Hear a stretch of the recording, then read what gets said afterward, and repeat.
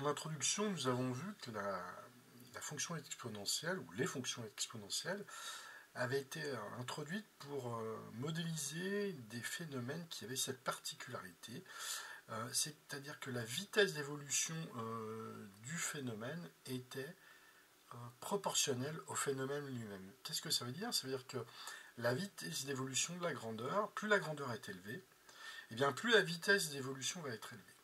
Alors comment traduire ça mathématiquement? On prend une grandeur g, qui évolue au cours du temps, telle que la vitesse d'évolution au temps t est proportionnelle à la grandeur elle-même. Voilà ce qu'on sait de cette grandeur g qui dépend du temps.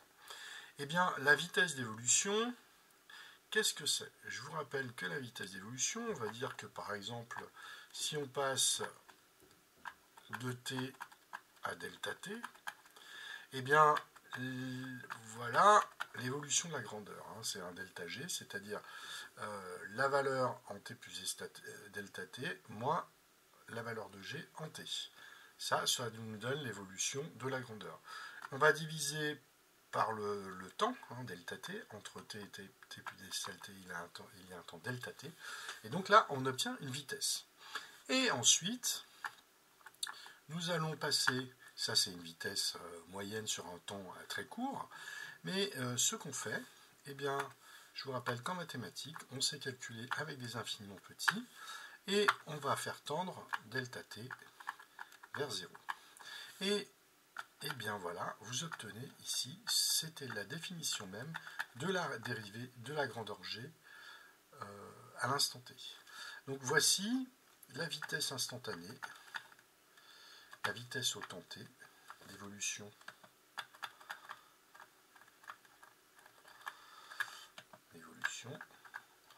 de g au temps t. Donc la dérivée par rapport au temps, c'est vraiment la vitesse d'évolution de la grandeur.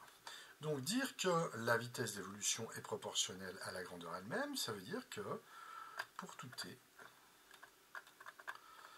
eh bien pour tout t, nous avons la vitesse d'évolution qui est égale à lambda g de t avec lambda appartient à R. Donc voici alors ce qu'on appelle ici, ce que vous voyez ici, c'est ce qu'on appelle une équation différentielle. Pourquoi différentielle? Parce que c'est une relation qui va lier une fonction avec sa dérivée, vous verrez, avec ses dérivées, parce qu'on peut dériver une dérivée, ça va faire une dérivée seconde, etc., etc. Donc à partir du moment où on a une équation qui va lier une fonction et ses dérivées, ça s'appelle une équation différentielle. Donc ça, c'est vraiment une des premières équations différentielles qui a été étudiée. Et alors, on a ce lambda-là. On va montrer maintenant, imaginons que l'on connaisse une fonction. Imaginons que l'on connaisse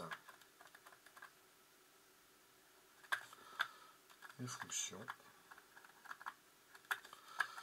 telle que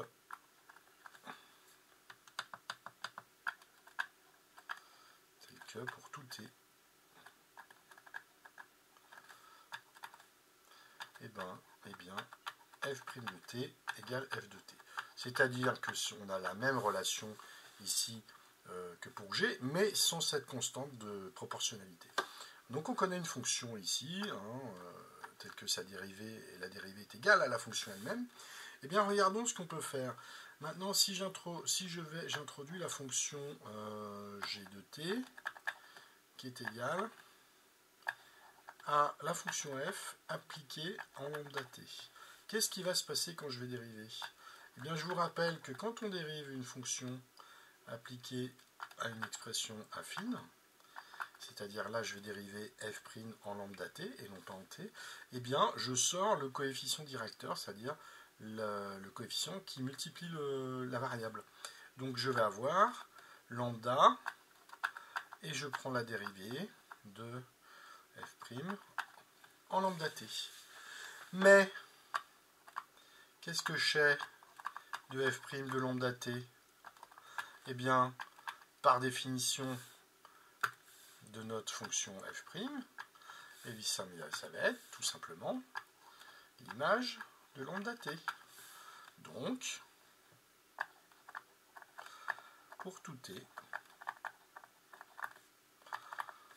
appartient à R, hein, pour tout t, on va avoir G' de t est égal à lambda, f' de lambda t, c'est f de lambda t. Et ça, c'est, par définition, G de t. Donc ça me donne G de t. Donc vous voyez, en partant d'une fonction f' de lambda t, de t égale, qui répond à cette équation différentielle f' de t égale f de t pour tout t, eh bien je vais pouvoir fabriquer une fonction qui va répondre à n'importe laquelle de ces équations différentielles avec un lambda. Donc en final, trouver cette famille de fonctions qui répond à ces équations différentielles, ça revient à étudier une fonction maintenant. On cherche une fonction telle que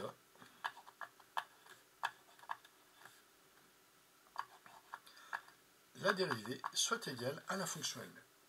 Ça, c'est vraiment l'équation différentielle qui va nous permettre de définir l'exponentielle et par là même toutes les fonctions exponentielles qui seront exprimées en fonction de cette fonction exponentielle de base.